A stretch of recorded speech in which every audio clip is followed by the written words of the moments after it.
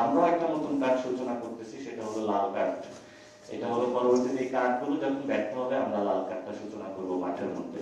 মার্কা বগুড়া থেকে ছেড়ে হলো গুলশানে চলে এসেছে।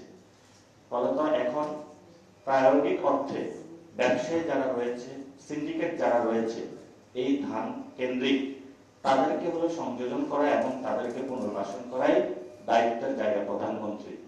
অথচ বগুড়ার যে সন্তান জিয়াউর রহমান থেকে বাংলাদেশের রাজনীতি দিকপাল জগতের আনুষ্ঠানিক সূচনা করেছিলেন, সেই বগুড়াতে কিন্তু উনি ছেড়ে চলে গিয়েছেন। অর্থাৎ গ্রাম বাংলা ভালো লাগে না এখন, গুলশানে যারা ব্যবসায়ী, যাদের কাছে টাকা আছে, সিন্ডিকেট টাকা আছে, হাওয়া ভবনে যাদের সাথে যোগাযোগ ছিল, তাদের কাছে আজকে ধান চলে গিয়েছে।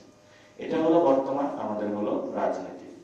তবে অর্থনৈতিক কাঠামোর যদি দিকে আমরা তাকাই, আমাদের বাজেটে প্রায় 11 থেকে 12% হলো এই কৃষি সেক্টরের সাথে জড়িত। ফলত আগামী যে বাজেটটা আসতেছে, সেই বাজেটে শুধু একটি কার্ড হাতে ধরিয়ে দিলেই হবে না। সেই কার্ডের অ্যাক্সেসিবিলিটি, একটা কৃষক তার কার্ডের কতটুকু সরকার জায়গাতে অ্যাক্সেস করতে পারে সেই সুযোগটা আমাদের সৃষ্টি করতে হবে। আগে হলো শেখ হাসিনা বিক্রি করেছিল স্মার্ট কার্ড এবং সেটা দিয়ে লক্ষ লক্ষ কোটি টাকা হাতিয়ে নিয়ে গিয়েছিল, নগদ থেকে শুরু করে A2I যে প্রজেক্টগুলো ছিল সেগুলোতে।